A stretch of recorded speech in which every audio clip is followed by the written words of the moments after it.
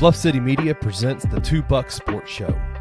Stepping up to the microphone are your hosts, Drew Gann and Rusty Witten. Now, let's get to the show. What is up, everybody? Welcome to the Thursday edition of the Two Buck Sports Show. I am your co-host, Uncle Buck. It is a beautiful day outside, and the world seems to be spinning back on its axis here in North Mississippi. I am joined again by honorary third buck. Yes. Kenny Stubblefield.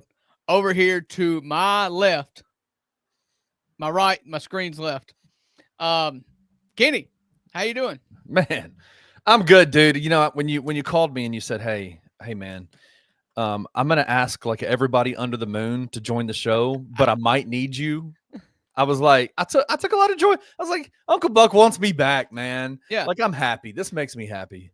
I was scared you may have thought that was a only if I have to have you will I take it. You. Was, I mean, it was, but that's okay. It wasn't. It wasn't my intent. I'm always happy to have my good friend Kenny Stubblefield on the show. I was just like, you don't get very many options to expand your horizons, and Rusty's out of town, so I was like, I just wonder if anybody would want to join in that I have never spoken to and met before. Yeah. Turns out Kenny's back. and glad to have you. Glad to have you.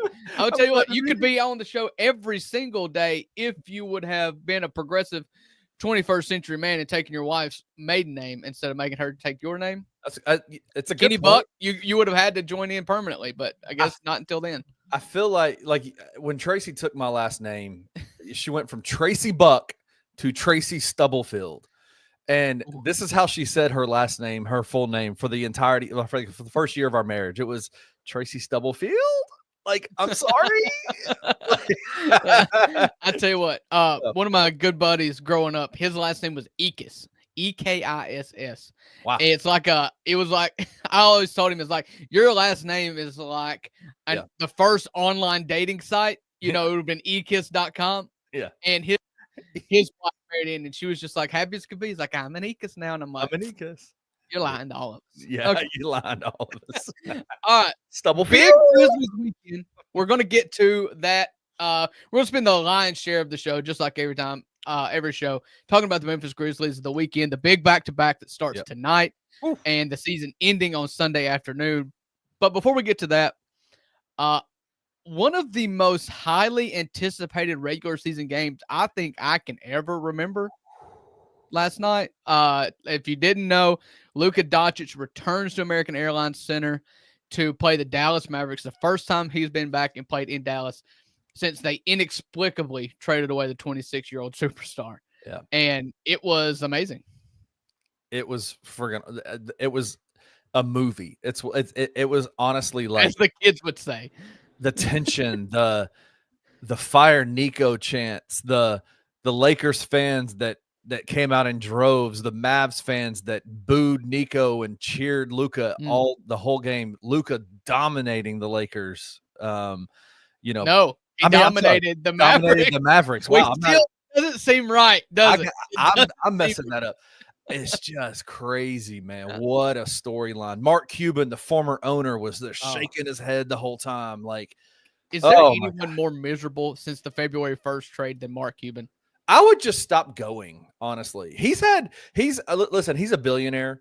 He's had a lot of losses since November 20th of this past year to now losing Luka Doncic and all that. Like, it's just, selling his stake. I know he made a lot of money doing it, but damn, dude, it's got to be so tough to be like, he's just got to be miserable at those games right now. The thing about Mark Cuban, if you asked me if I had $1 billion, what my life would look like, it would look like Mark Cuban. The first thing I would buy would be a sports franchise. He is like the guy that I would be like, okay, yeah, I'd probably act a lot like Mark Cuban. You ask him what his best purchase he ever made was? A private jet. And I'm like, okay, cool. Sign me up. Sports franchise? Absolutely. I'll do that. What franchise would you go? Like, would you go after baseball, football, basketball? What would you do? That's a good question. Any of them are successful. If you're just talking about bottom dollar, if you look at the NBA, for instance, I forget the guy's name that just sold the Celtics.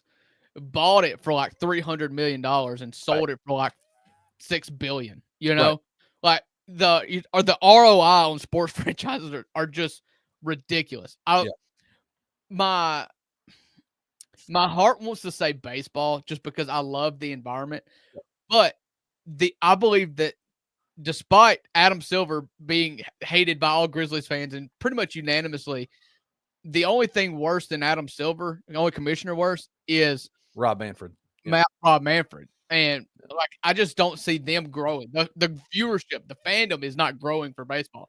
So it'd be between NBA and NFL. I would obviously just be like, I'd go buy the Memphis Grizzlies because I love them. You know, I love them. They're close, you know. So don't you think the money though that you make on an NFL franchise would be insane? Oh, right? It'd be stupid. Yeah, like the Green Bay Packers, I haven't changed ownership since like the early 1900s. They don't even know how much they sold for. You know, right. So I mean, return on investment is stupid. They sold for Dan Snyder. They sold for two goats and a bag of silver is what they sold. Right. Yeah. How long ago that was. Yeah. Some land. You know? They got beachfront property in Michigan on Lake Michigan. That's all they sold. All they gave away to get the Green Bay Packers. But back to Luka. Yeah. I watched the second half almost in its entirety, and I watched the opening ceremony.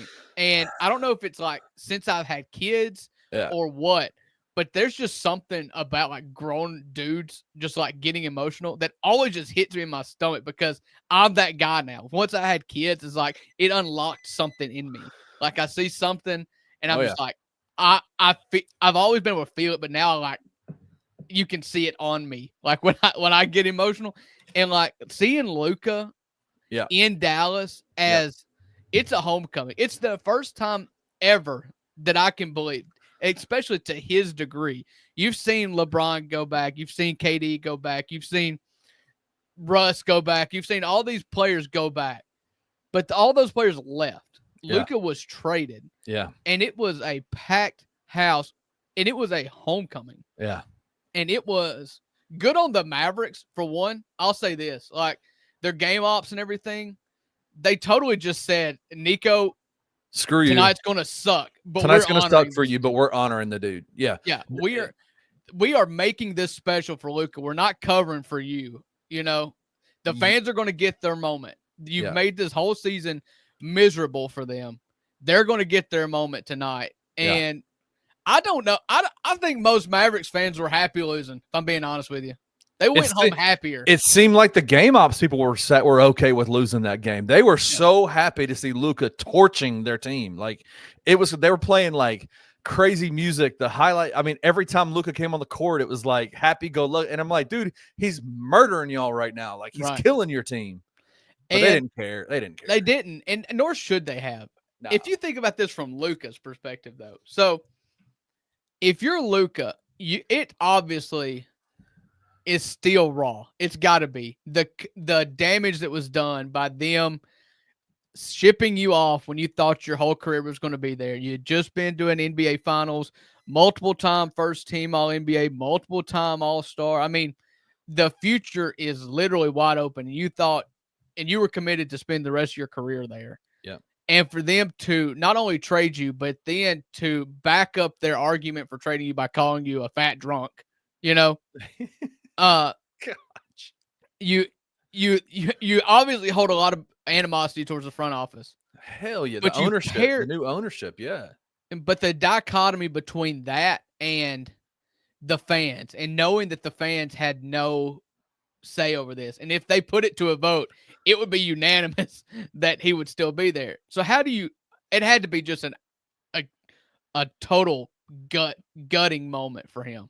Yeah, 100%. I think that, especially when the language comes out from the ownership, a guy who looks like he eats 6 puddings a day, loves a Jell-O cup, loves a good Jell-O cup, and comes out and says, yeah, we just, talking about his work ethic and his shape, Luka Doncic's shape and all that, and saying we needed a guy who was a hard worker in the offseason like Shaquille O'Neal.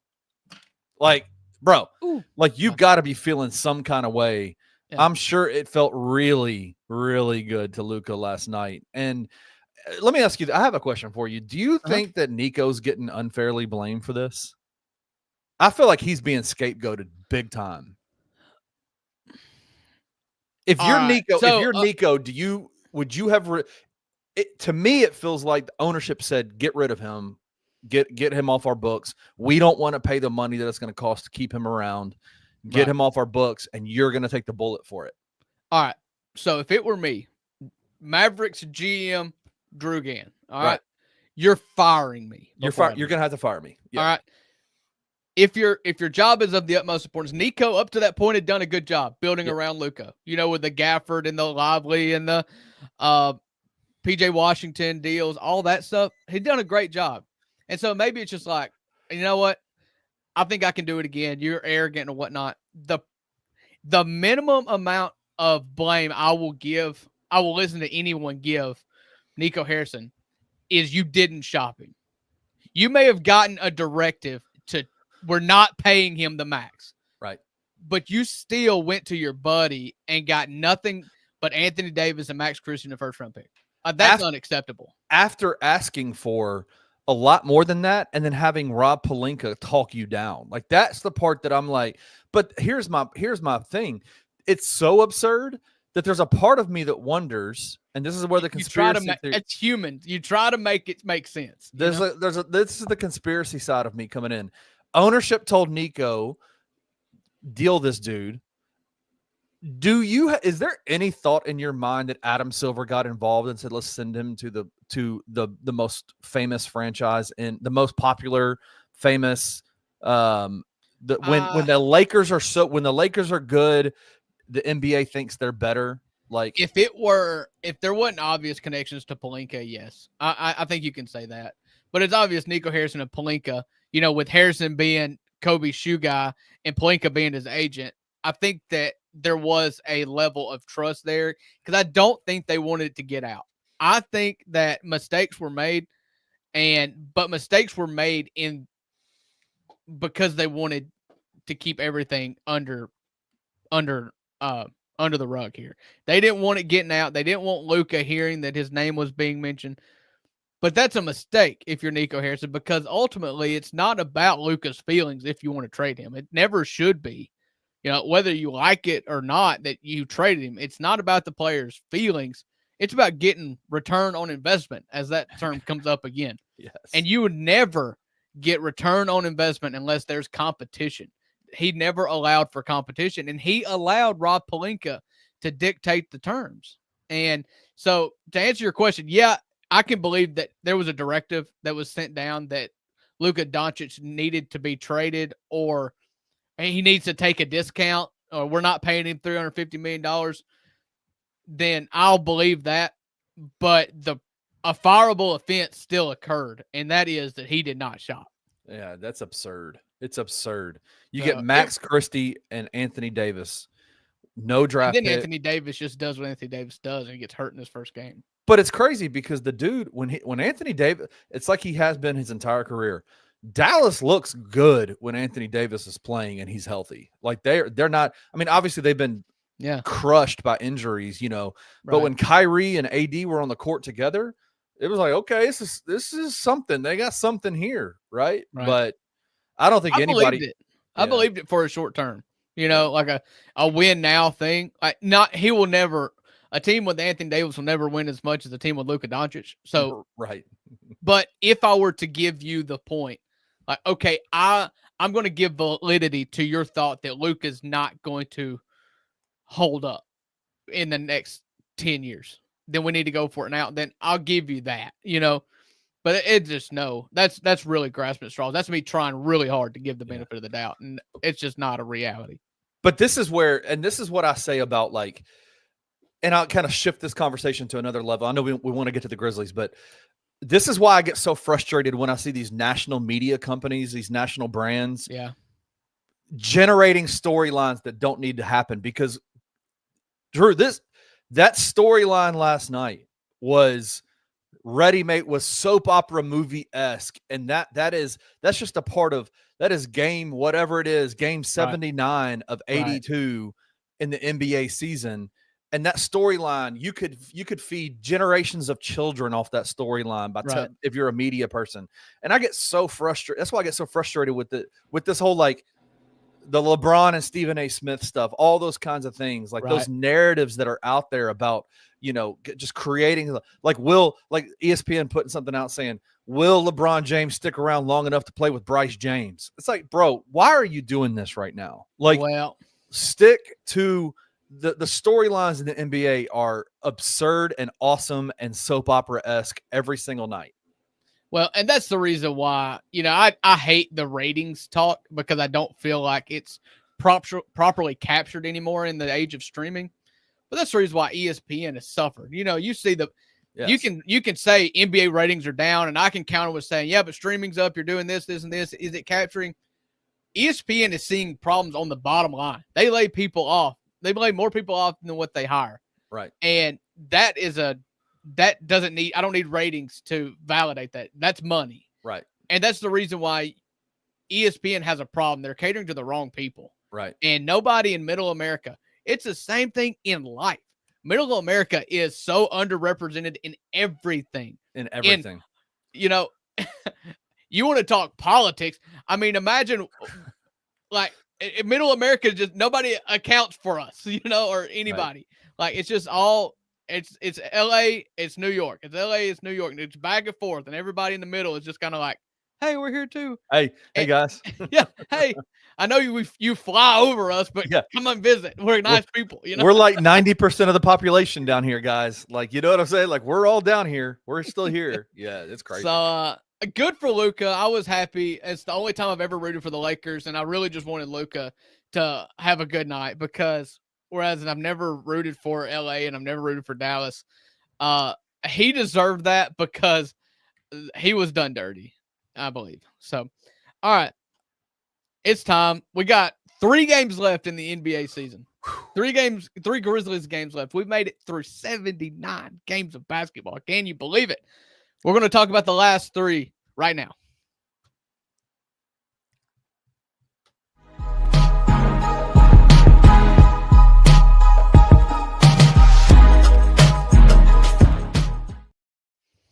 That wasn't my fault. I swear I hit that button 3 times. There was a user error there. User error. So, all right. We're gonna get into tonight's game against the Minnesota Timberwolves, tomorrow's game against the Denver Nuggets, and Sunday's game against the aforementioned Dallas Mavericks. But first, per DeMichael Cole, John Morant has a new 3-point celebration, and he plans on sticking with it. Yeah. So it's the grenade till death do us part, I suspect. Did the Night Court podcast, Brevin Knight, Rob Fisher, they put out their today in the show that dropped this morning at 10 a.m. This is what they think that it means. Are you ready for it? It's not a grenade. It's not a grenade. It's a throwing out your words and then not listening to the people, like shutting out the noise. What do you think? Grenade's so much cooler. Grenade's so much cooler. We're not poets here, okay? Grenade's tossing out your words, blocking out the noise. Okay. Hey, whatever. I will say this. I appreciate him getting out in front of the next fine by saying, it's not a grenade. It's not a grenade. Tossing out your words. But, sir, it looks like a grenade. But I know what it looks like, but it's actually my words that I'm tossing at. 100%. It's grenade. It's a grenade. And I hope he should never say that's not a grenade, because it's amazing. Because what are you going to do? Be like, I've never had a grenade problem before. Right. You don't have video of me on Instagram with a grenade. Yeah. So, that's funny. I love the grenade. I do. Last time we talked on Tuesday, I said that from this point going forward, that if he continues to do it and continues to get punished and it ends up with a suspension, it's no one's fault but Ja, because you kind of know where what you're doing at this point. And so I'm glad that he can either go above and beyond ridiculous, which I'm always a fan of, and that's what he did, or he could just stop altogether. But I'm glad that he went further than what it actually can be punished. Because if he had went like oh no, Tommy gun and did this. Like, that's bigger and more obvious, but you're still going to get suspended. Right. You can't get suspended for a grenade. Even though ESPN did push out the headline to everybody. Immediately. Ja Morant with a grenade. 5 minutes after the win, they put it out there. I was like, of course they did. Of course they did. Nobody watched that Hornets game. Don't send it out. You know. What's your favorite part of the celebration? Mine is. Yeah. If you just did that, that would have been enough. You know, because then the point is like, I'm not listening to outside noise. All you haters, shut up. I'm not listening. You can make that. But I do love that. I do wish he would underhand it, though. You know, well, and it progressively got bigger. He was like rolling it across the floor once, and then he front row, and then it became, hey, third section up at the top. There you go. There's your grenade. I loved it. Awesome. But yeah, so the Grizzlies, real or counterfeit. This is a segment we do. I didn't write any down, but I'll just throw you one out as I think of it. Real or counterfeit. Biggest game of the year tonight at home, 8:30 tip against the Minnesota Timberwolves. Yeah, I mean, I think every game right now, like, is the biggest game of the year. I think of these next three. This Minnesota Timberwolves game is massive. I mean, they are Minnesota sits in the 8th spot. Memphis is in the 6th spot. Minnesota is one game behind the Grizzlies. That's right. And this is that matchup, right? Like, this is that Minnesota Timberwolves team that, you know, they've played in the playoffs. There's that Ant versus Ja story. There's the Mike Conley on the Timberwolves. Yeah. There's the newly rejuvenated Zach Edey, Demon Zach Edey time going up against the bum, Le Bum, Rudy Gobert. I mean, it's just Rudy Gobert. So, I mean, it's just to me, it's a monster game to stay out of the play-in, right? Yeah, I think it's obviously the biggest game of the year, and you were able to factually say that many times in the season. But the fact of the matter is there's 3 games left, and if you lose tonight, you guess what the biggest game of the year is going to be? Tomorrow night at Denver. It's going to keep moving. But yeah, I believe for a couple reasons, obviously you can kind of stick a fork in Minnesota and bury them into the play-in tonight if you beat them. I believe that the loser of this game tonight is more than likely going to be cemented into the play-in. Yeah. And we've got it at home, and we've had success. Of all the teams that are in the middle to upper level of the Western Conference, Minnesota's the team we've had the most success against. And they come off a bad loss. That Bucks loss. Oh, man. Up by 24 in the 4th and lose the game. About 7. Was it 7? Yeah, man. Just a disgusting loss. And you're either going to really punch back hard or you're going to more or less cave. And if the Grizzlies get on them quick, the Grizzlies have been getting games off into a good, fast start recently. You could see that team kind of preserve, I think. Because Ant and Ja are both kind of head cases. And so, like, if you can get them off on the wrong foot, it could really spiral and fold. So, it is the biggest game of the year for sure. Being at home is a big deal. Obviously, I think the schedule is a big deal. Like, getting this first game, because what did they do? This game is at 8:30 tonight. Right. Then they immediately fly to Denver. They probably won't get into Denver until 4 a.m. Then they have a game tomorrow night against Denver at altitude. Right. It's going to be really difficult to, like, it almost feels like a scheduled loss tomorrow night. It absolutely. It was a scheduled loss before they moved it to 8:30 local tip. And it's just so hard to get to Denver. It is so difficult. You're playing at altitude, very little rest. So the question that you have to ask yourself is that a factor in why this game is so important? Get this win, bury Minnesota in the play-in, and then maybe you can handle a loss to Denver tomorrow night, and you'll be fine. Well, you definitely got some help with the San Antonio Spurs knocking off the Golden State Warriors last night. Crazy. Thank you, Harrison. What poetry, storylines. Harrison Barnes, former member of the Golden State Warriors, shipped out for who was it? Who did they bring in? Was that that wasn't KD? Was it KD? Was that KD? Did they let Harrison Barnes KD go? Was free agent. I don't remember, man. He ended up in Sacramento, and then he went to San Antonio. It's been a long time. What a cool storyline to see him beat the Golden State Warriors in Oakland. Not Oakland, I guess San Francisco. What a crazy anyway. Yeah, so they got it was a big time win for the Grizzlies last night with San Antonio beating Golden State. If you take a snapshot of the schedule as of 12/27 God's time zone here in Mississippi. The Rockets have locked themselves into the 2 seed. The Lakers have locked themselves into the 3 seed. Nuggets and Clippers are 4-5 tied, with the Nuggets having the tiebreaker. 6 and the Grizzlies are at 6. A half game back is the Warriors, and a half game back of the Warriors is the Timberwolves, and none of those teams I've mentioned are going to make it to the 9-10 game. 9-10 is locked in with Kings and Mavericks. The only thing that matters is who's going to play that home game in the 9-10 game. Wow. So, yeah, with a Grizzlies win tonight, you more or less you put 2 games in between you and Minnesota. Right. And then the Nuggets are off tonight, I believe, because they played last night in Sacramento. And so then the Grizzlies could be tied with is that right? Tied with the They would be tied with the Nuggets for the 4 seed. They'd be tied with the Clippers and Nuggets. Right. With a win tonight. But they don't they own the tie.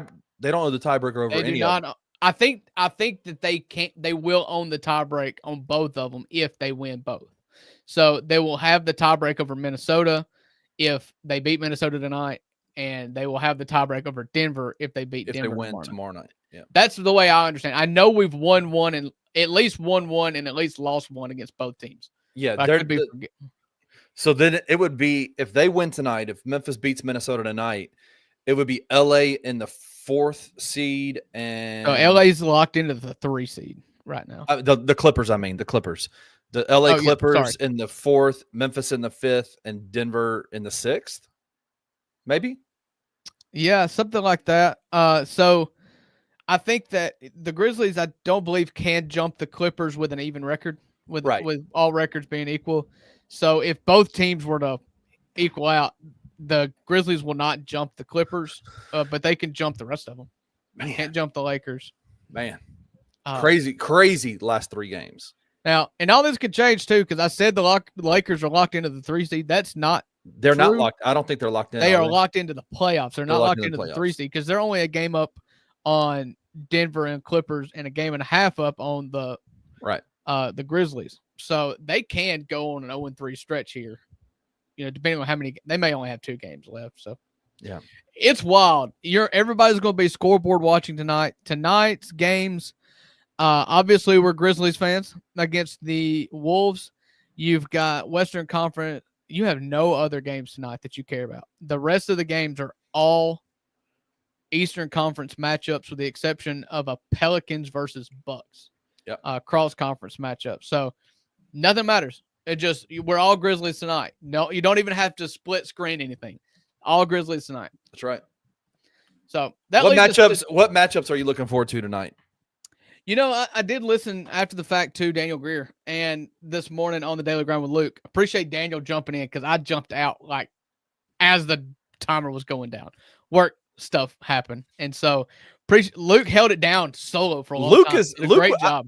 I jumped in for like 5 minutes and was, because before I had to take my kids to school, and I was like, Luke's killing it in there, man. Yeah. Let's go, man. Luke did a great job. And then Daniel came in to give him some support. But I more or less agree with him. And mainly it's because I'm kind of like the Zach Edey. I'm not convinced yet. He is playing better, but I'm not I need to see it in the playoffs. And this matchup, if you look at what Zach Edey could be, if you want to tell me his floor is Rudy Gobert, then I'm like, okay, that's really good. I want to see them together, because they're both, especially Zach Edey, pre-Taylor Jenkins, which is not fair anymore. I give you that. But it's the defensive end was a problem for Zach Edey, and I'm still not convinced that defense is not a problem for Zach Edey. Yep. So if I want to see them just kind of battle it out. And if you could get Rudy Gobert off the court, if Zach Edey can play Rudy Gobert off the court, it would be great because I truly believe that Zach Edey's biggest flaw is the same flaw Rudy Gobert has. And that is they're going to be targeting pick and rolls all night long. Yeah. And if one of them can outlast the other one, then that means the one that's on the court's team is having offensive success. Yeah. And which that's right. I mean, the hard-hitting analytics right there. But deep insight. I just really need to see Ant and Mike Conley and Gobert. They all like to run the pick and roll. And Gobert's really good at catching lobs at times. And so being able to excel when you're being targeted is my biggest fear with Zach Edey, because I know in the playoffs he will get targeted, as will John Morant for that matter. Yeah.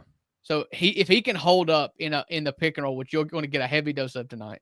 Well, this is where I hope that coaching matters, because I would highly suspect that Tomas Isolo will have some kind of adjustment to a target of Zach Edey, right? Like, instead of the way that Jenkins did it, where it was like, oh, well, we've got to accept the switch here, and we got to put Zach Edey on, a 6'6" guard who can get to the basket at will. Like, you put any big dude on a 6'6" shooting guard like Anthony Edwards, you're gonna get torched. Like, what was so is what it critical in the grit and grind days was that Tony Allen just would not allow. He wouldn't accept it.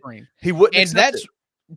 Vince Williams has that mentality. He has not done it yet. And I know he's been hampered by injuries. He's not been able to get into a flow. He's not getting consistent minutes because of injuries, because of the amount of players that are playing, whatever reason.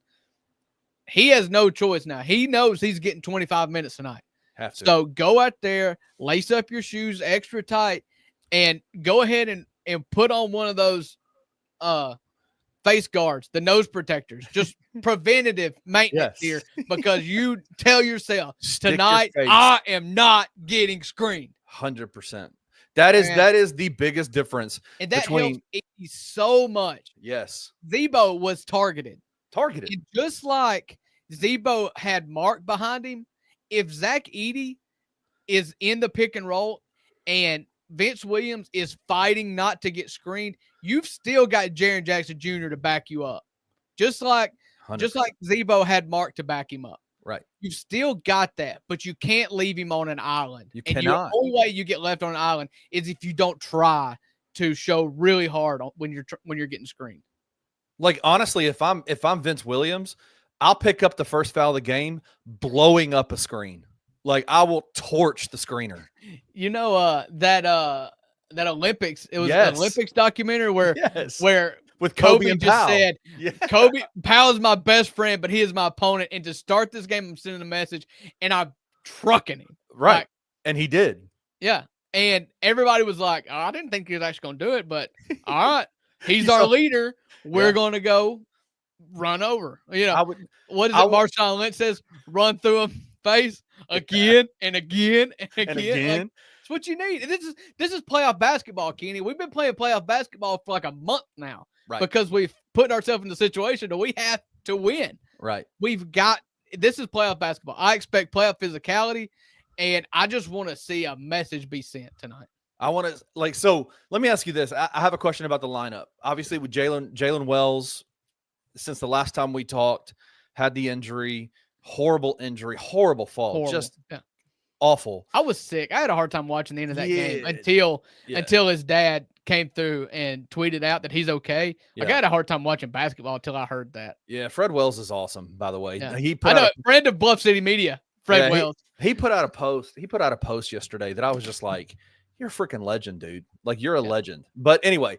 Jalen Wells, obviously broken wrist, will be out for the rest of the year. Devastating news for the Grizzlies, because he's been your guy. He's been your defensive, guy this entire year.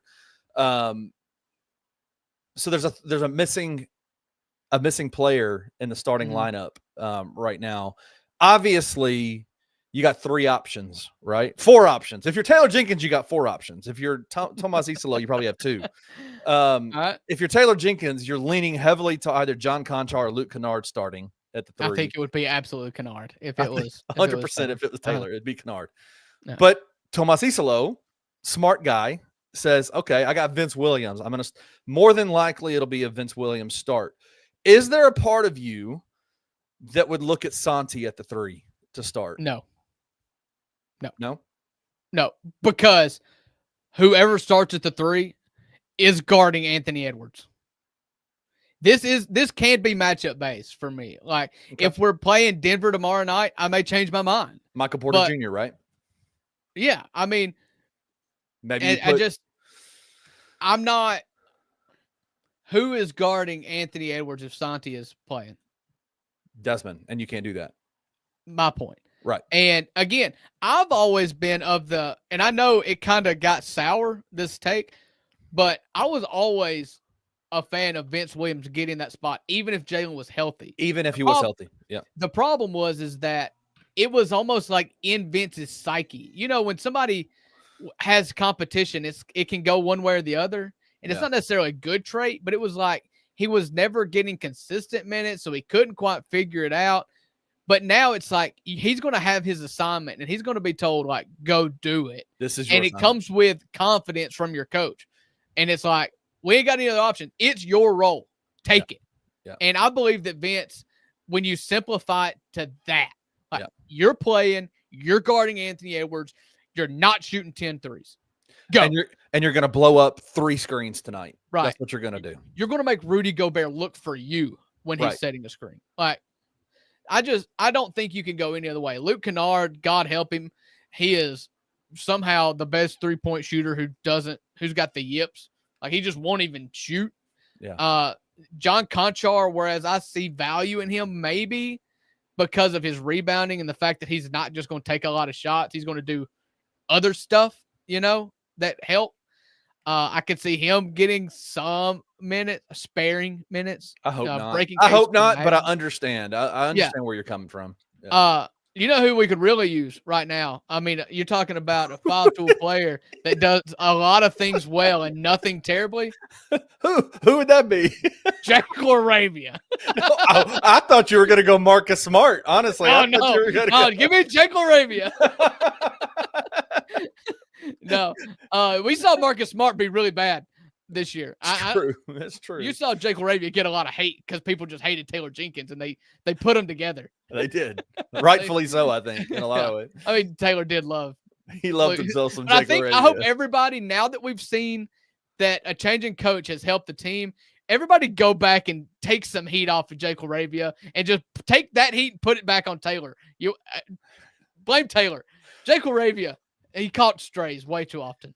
Jake was one of the better wings that they've had this year. I loved how hard he played. He played hard. He didn't do. I mean, he wasn't like his hardest playing put him at like. I was mid-tier. No, I was never. And Rusty tried to paint me as I want Jake LaRavia starting, but I was just simply saying everybody says he sucks and he doesn't. Right. Like, that was my whole platform. Like, quit saying he sucks. Yeah. He did not saying he should play, but we're not talking about Jake LaRavia anymore. Yeah. So I would say, to answer your question finally, I would go Vince Williams tonight, and I would lean towards him going further because also another person that struggled since the new offense has started is Santi Aldama. The communist offense was perfect for Santi because that's the kind of ball that you grow up playing.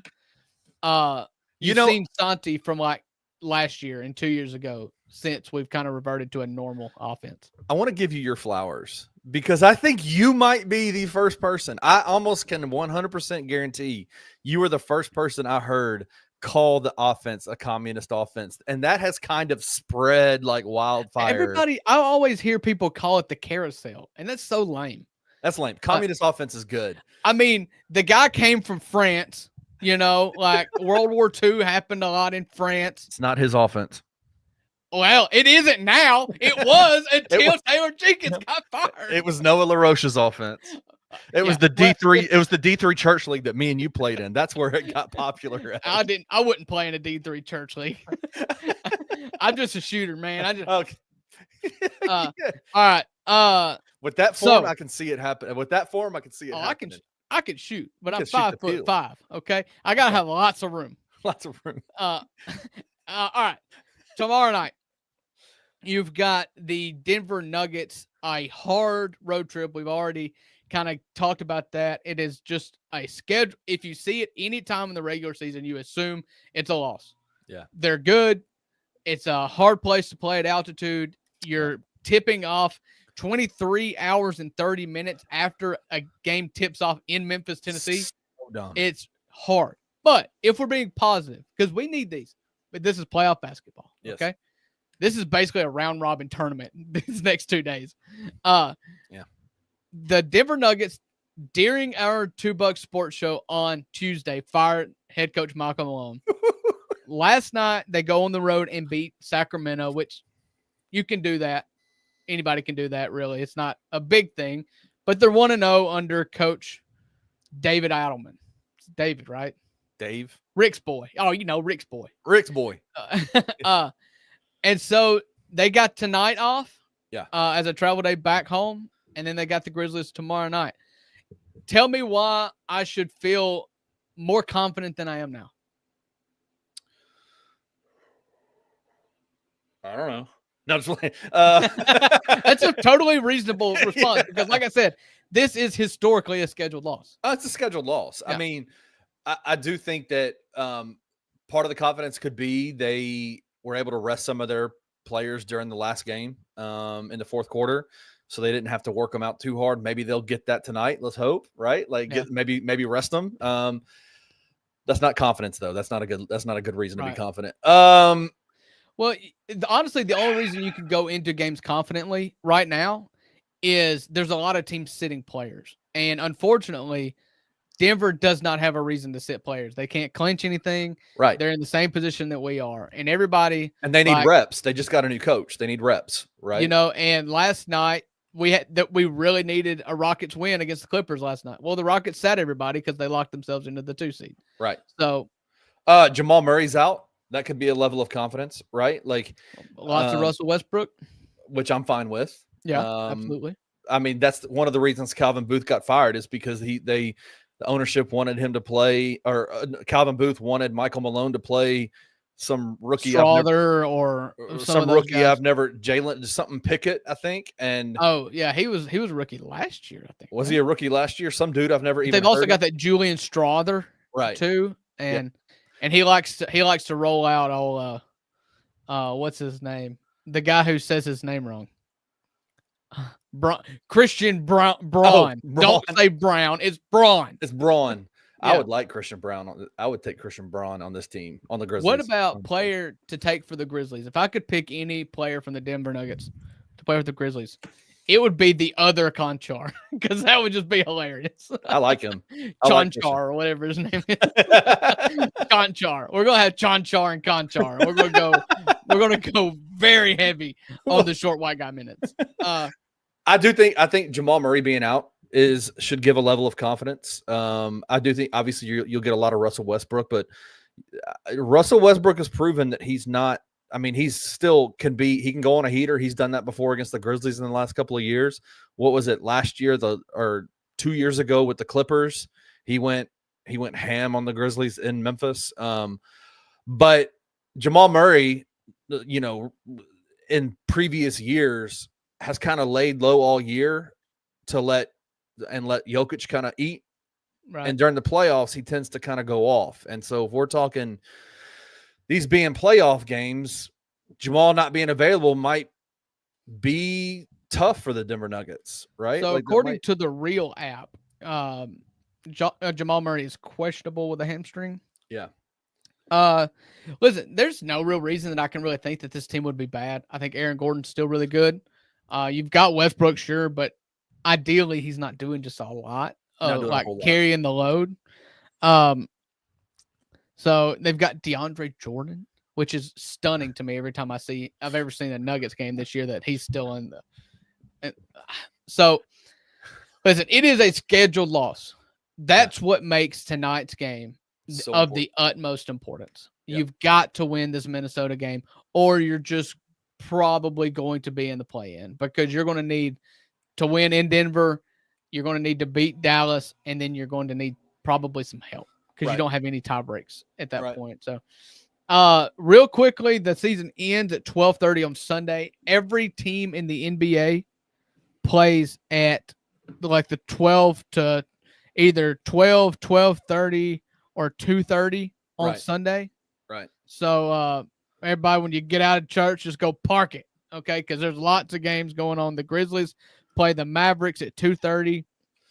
Other games that it could come down to between the Nuggets play the Rockets, which you would really love the Rockets to play their guys at that point. Yes. Probably won't. That sucks for the Grizzlies.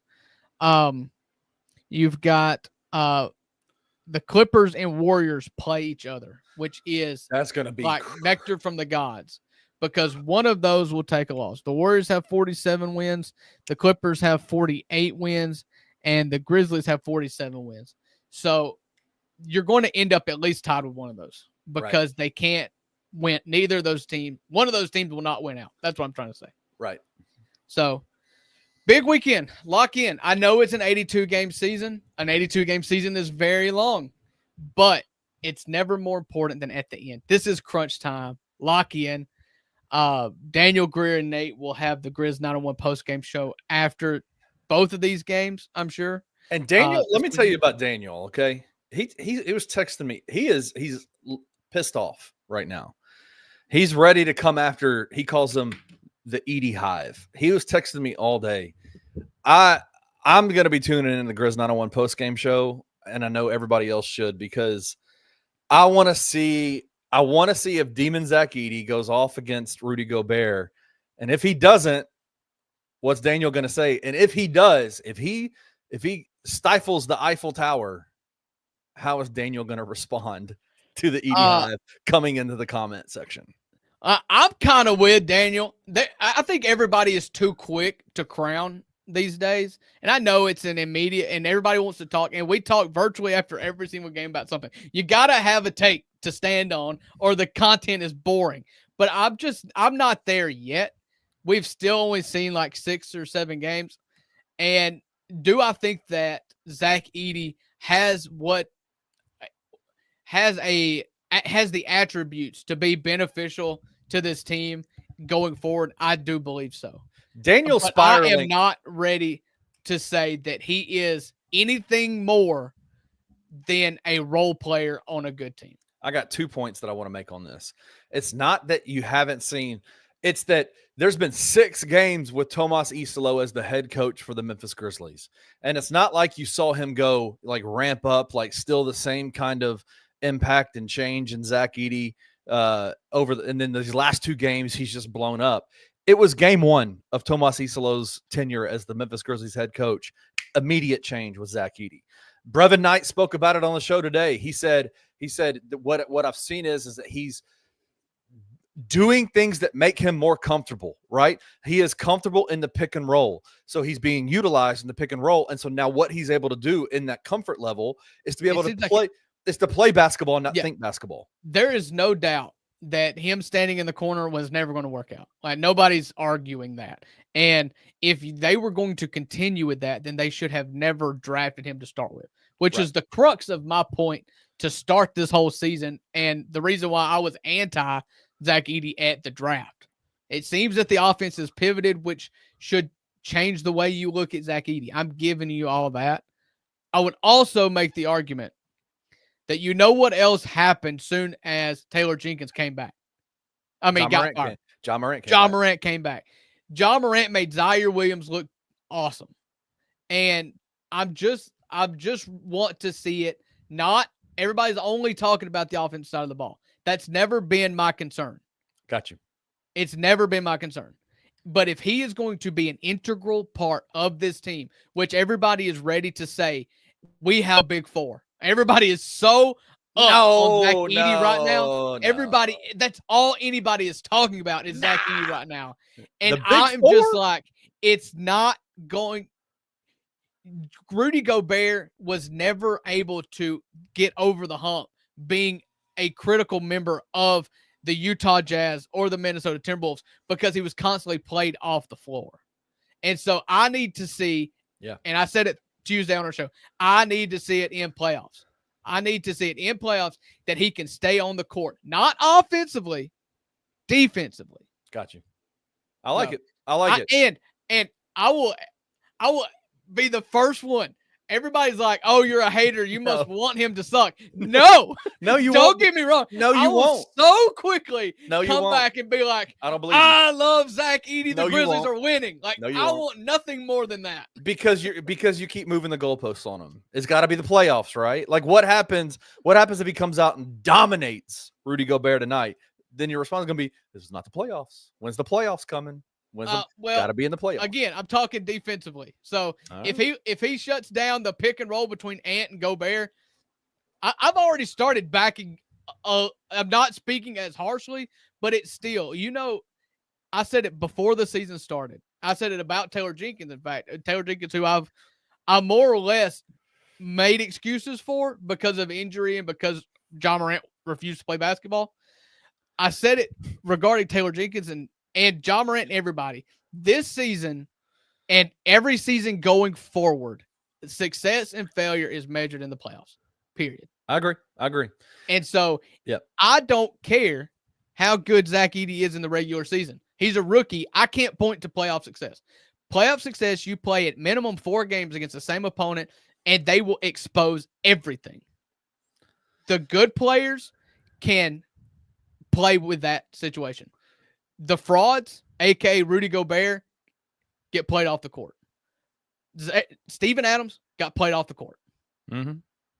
I cannot have my number 9 pick, a guy that everybody is so high on and loving and ready to tear down the world for, Zach Edey. I'm not going to go that far until I see that he is not going to get played off the court in the playoffs. But if he does, isn't that kind of a matchup-based thing? Isn't that okay? Isn't that where Brandon Clark comes in, even though he's out for the year? Like, isn't that okay? Nobody's taken the Brandon Clark injury into effect with Zach Edey either. Right. He is getting a lot more steady minutes, and I can't guarantee you that it would have worked out the same way if Brandon Clark was healthy. Yeah. So that's true. It's the same. It's a lot of the same concept that I just went through as Vince Williams. It's like Zach Edey was told, like, "Hey, bro, you're playing. You know why you're playing? Because the other alternative is Jay Huff. So figure it out, bro. We have no option, so we're going to do what makes you better," which is a novel concept. Which is what good coaching does. Yeah, I know it's a crazy concept, right? But it's the fact is you have no parachute. Right. Like, you've got to make it work with Zach Edey because the other alternative is Jay Huff. You've got to make it work with Vince Williams because the other alternative is 2 white dudes. and for the love of God, let Luke Kennard wear a hat during the game. Have you ever seen the guy? He's always just trying to cover up the little. We've all got the bald spots, okay? It's time to let it go, Every time you see Luke Kennard, he's like, "Would you go bald head? Are you going to go bald head soon?" I've told my wife I will not do the horseshoe. I will not hold on longer. There will be a day, and I don't feel like the day's come yet. I've got hat hair, so it looks worse. But there will come a day where I'll look at myself in the mirror and be like, "Nope, no more." And I'll just buzz it. And I may shave it. I don't know, but I'll definitely no guard it. And I always have a beard anyway, so it's not like the worst thing in the world. And it's kind of a cool look, dude. It's kind of a cool look. The bald head with the big beard. Come on. Well, see, tall people look good with bald heads. Black people all look good with a bald head. But white people, you've got to be tall, or else the cue ball jokes just like write themselves.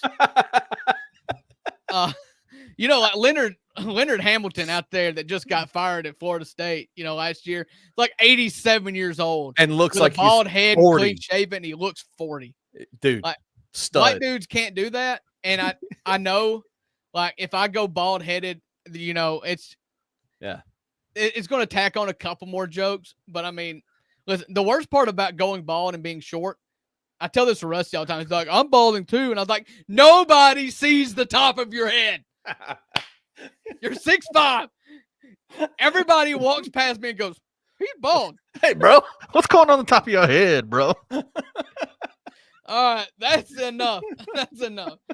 Big weekend. Tune in. Like I said, thank you for tuning in to this show. Oh, and I meant to say, it is the Masters. Some of our neighbors on competing networks are doing Masters updates where they rap. So we've got a new segment where Kenny does it operatic. So, yes. Kenny, go for it. Give us the leaderboard in your best opera voice. Hey, man, let's go. You've never. Bryson DeChambeau. All right, that's competition, Vernon. We're going opera. All right. Appreciate everybody tuning in to the $2 Sports Show. Hope everybody has a great weekend. I hope that Rusty makes it back safe. He's flying back from Georgia as we speak, and we'll have the $2 in their full glory on Tuesday. But until then, lots of Grizzlies. Check in with Grizz 901 after the games. Daily grind in the morning. Anthony Sane Friday at lunch. But like we say on the $2 Sports Show, let me find my button here. With the $2, you always get what you pay for, and that is $2.50. So appreciate you, Kenny, and we'll see everybody on Tuesday. Thank you for listening to the $2 Sports Show. If you enjoyed this episode, leave a rating and a review wherever you download your podcasts. Also, like and subscribe to Bluff City Media's YouTube page. For comprehensive coverage of all things Memphis sports, head over to www.bluffcitymedia.co and find out how you can become an insider. We will see you back here next time.